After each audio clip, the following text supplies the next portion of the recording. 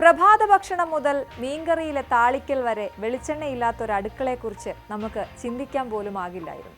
എന്നാൽ ഇന്ന് 1 കിലോ തേങ്ങയ്ക്ക് 80 രൂപയിലധികവും വെളിച്ചെണ്ണയ്ക്ക് കിലോയ്ക്ക് 500 രൂപയോളവും വില കുതിച്ചുയർന്നിരിക്കുന്നു. ഈ വിലക്കയറ്റം ഒരു സാധാരണ സാമ്പത്തിക പ്രശ്നമല്ല, മറിച്ച് കേരളം അതിൻ്റെ അന്തസ്സത്ത നഷ്ടപ്പെടുത്തുന്നു എന്നതിൻ്റെ വ്യക്തമായ സൂചനയാണ്. തേങ്ങ ഉൽപ്പാദനത്തിലുണ്ടായ ഈ കടുത്ത ഇടിവിന് പിന്നിൽ ഒരൊറ്റ കാരണം മാത്രമല്ല, മറിച്ച് കാലാവസ്ഥാ മാറ്റം, കീടങ്ങളുടെ ആക്രമണം, തൊഴിലാളി ക്ഷാമം, ഭൂവിനിയോഗത്തിലെ മാറ്റങ്ങൾ എന്നിങ്ങനെ വിവിധ ഘടകങ്ങളുടെ ഒരു സങ്കീർണ ശൃംഖലയുണ്ട്. ഒരു വിദഗ്ധൻ സൂചിപ്പിച്ചതുപോലെ ചുരുങ്ങിയ സമയം കൊണ്ട് ശക്തമായി പെയ്യുന്ന മഴ, ചൂടേറിയ രാത്രികൾ, ഉഷ്ണതരംഗങ്ങൾ, ഇതോടൊപ്പം നിലവിലുള്ള തെങ്ങുകൾക്ക് പരിചരണം നൽകാനുള്ള താല്പര്യമില്ലായ്മയും കേരളത്തിലെ പരമ്പരാഗത കാർഷിക രീതികളെ താളം തെറ്റിക്കുന്നതിൽ ഏറ്റവും വലിയ പങ്ക് വഹിക്കുന്നത് കാലാവസ്ഥ വ്യതിയാനമാണ്. മുൻപ് കൃത്യമായി ലഭിച്ചിരുന്നതും തെങ്ങ് കൃഷിക്ക് അനുയോജ്യവുമായ മഴയുടെ രീതി ഇന്ന് പൂർണ്ണമായും മാറിയിരിക്കുന്നു. മഴയുടെ ദൈർഘ്യം കുറയുകയും എന്നാൽ തീവ്രത കൂടുകയും ചെയ്യുന്ന അവസ്ഥ മണ്ണൊലിപ്പിനും മണ്ണിലെ പോഷകങ്ങളുടെ നഷ്ടത്തിനും കാരണമാകുന്നു. ഇതേ തുടർന്നുണ്ടാകുന്ന നീണ്ട വരൾച്ച കാലയളവുകൾ തെങ്ങുകളുടെ വളർച്ചയെയും വിളവിനെയും സാരമായി ബാധിക്കുന്നു. അതോടൊപ്പം ഉയരുന്ന അന്തരീക്ഷ താപനിലയും പ്രത്യേകിച്ചും ചൂടേറിയ രാത്രികളും ഉഷ്ണതരംഗങ്ങളും തെങ്ങിൻ്റെ പൂവിടലിനെയും കായ്ഫലത്തെയും പ്രതികൂലമായി ബാധിക്കും. തെങ്ങിൻ തോട്ടങ്ങൾക്ക് ആവശ്യമായ തണുപ്പും ഈർപ്പവും നഷ്ടമാകുന്നത് ഉൽപാദനം ഗണ്യമായി കുറയ്ക്കുന്നതിന് പ്രധാന കാരണമാകുന്നു. നാളികേര വികസന ബോർഡിന്റെ കണക്കുകൾ പ്രകാരം കേരളത്തിലെ തെങ്ങുകളുടെ വാർഷിക ശരാശരി ഉൽപാദനക്ഷമത ഏകദേശം 7200. മറ്റ് ഇന്ത്യൻ സംസ്ഥാനങ്ങളെ അപേക്ഷിച്ച് അത് വളരെ കുറവാണ്. ഈ കുറഞ്ഞ ഉൽപാദനശേഷിയുള്ള മരങ്ങൾക്ക് 2022-24 കാലയളവിൽ ഉണ്ടായതുപോലുള്ള കടുത്ത വേനലും നീണ്ടു നിൽക്കുന്ന വരൾച്ചയും വരുമ്പോൾ അതിൻ്റെ പ്രത്യാഘാതം അടുത്ത 4 വർഷം വരെ ഉൽപാദനത്തിൽ പ്രതികൂലമായി തുടരുമെന്നാണ് പഠനങ്ങൾ സൂചിപ്പിക്കുന്നത്. കേരളത്തിലെ നാളികേര ഉൽപാദനത്തെ സാരമായി ബാധിക്കുന്ന ഒരു പ്രധാന ഘടകം കീടങ്ങളുടെയും രോഗങ്ങളുടെയും വർദ്ധിച്ച ആക്രമണമാണ്. കാലാവസ്ഥാ മാറ്റങ്ങൾ ഈ ആക്രമണങ്ങളുടെ തീവ്രത കൂട്ടുന്നതിന് കാരണമാകുന്നു. ഇതിലേറ്റവും വിനാശകരമായ ഒന്നാണ് ചെമ്പൻ ചെല്ലി അഥവാ റെഡ് പാം വീവിൽ. മാരകമായ ഈ കീടങ്ങൾ തെങ്ങിൻ്റെ മണ്ടയിലും തടിയിലും തുളച്ചു കയറി അകത്തെ മൃദുലമായ ഭാഗങ്ങൾ തിന്നൊടുക്കുകയും അത് തെങ്ങ് പെട്ടെന്ന് നശിക്കാൻ കാരണമാകുകയും ചെയ്യുന്നു. വേണ്ട സമയത്ത് ശാസ്ത്രീയമായ പരിചരണമോ പ്രതിവിധിയോ നൽകിയില്ലെങ്കിൽ ഒരു ചെല്ലിക്ക് ഒരു തോട്ടം മുഴുവൻ നശിപ്പിക്കാനുള്ള കഴിവുണ്ട്. ഇത് കേരളത്തിലെ കർഷകർക്കൊരു ജൈവ വിപത്ത് പോലെയാണ് ഭീഷണി ഉയർത്തുന്നത്.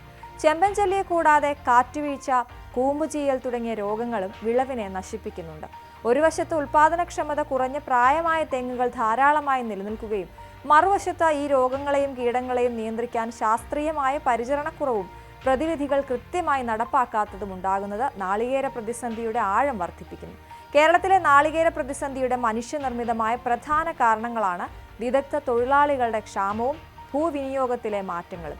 തെങ്ങുകയറ്റം, മരുന്ന് തളിക്കൽ, തടമെടുക്കൽ തുടങ്ങിയ ജോലികൾക്ക് ഉയർന്ന വൈദഗ്ധ്യമുള്ള തൊഴിലാളികളെ ആവശ്യമുണ്ട്. എന്നാൽ യുവാക്കൾ കൂടുതലും മറ്റു ജോലികൾ തേടിപ്പോകുന്നതിനാൽ ഈ മേഖലയിൽ കടുത്ത ക്ഷാമം നേരിടുന്നു.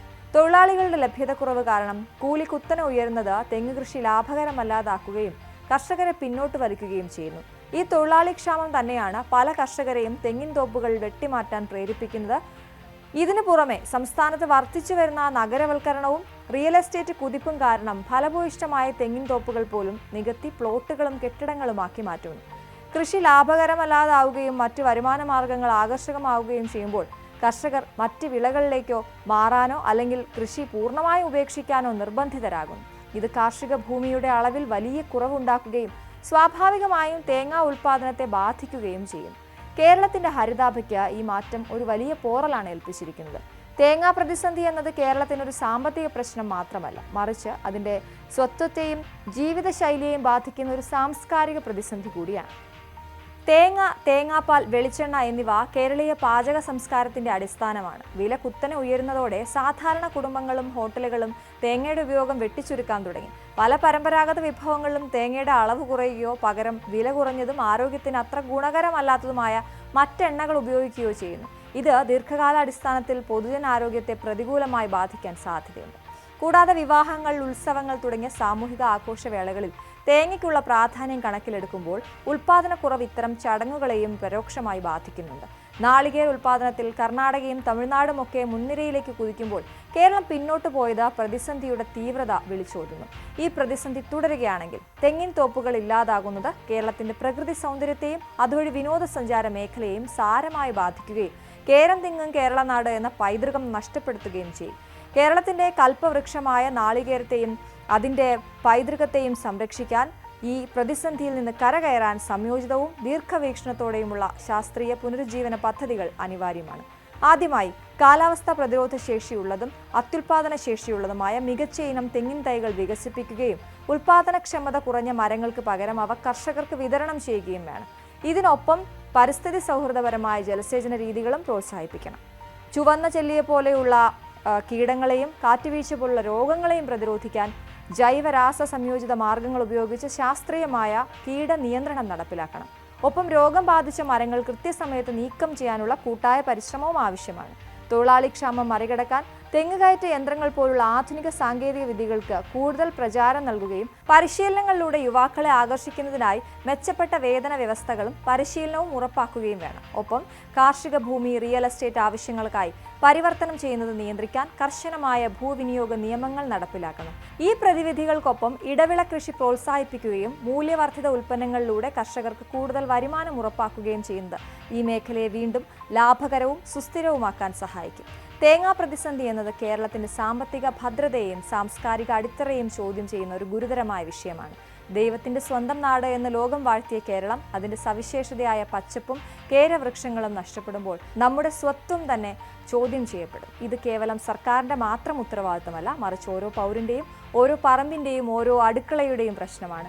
കേരളത്തിന്റെ മണ്ണിൽ തേങ്ങകൾ വീണ്ടും സമൃദ്ധമായി കായ്ക്കാനുള്ള ഒരു പുനർജനിയുടെ സമയം അതിക്രമിച്ചിരിക്കുന്നു. നമ്മൾ ഓരോരുത്തരും നമ്മുടെ പറമ്പിലെ തെങ്ങുകൾക്ക് കൂടുതൽ ശ്രദ്ധ നൽകി ഈ പ്രതിസന്ധിയെ ഒരുമിച്ച് മറികടക്കേണ്ടതുണ്ട്.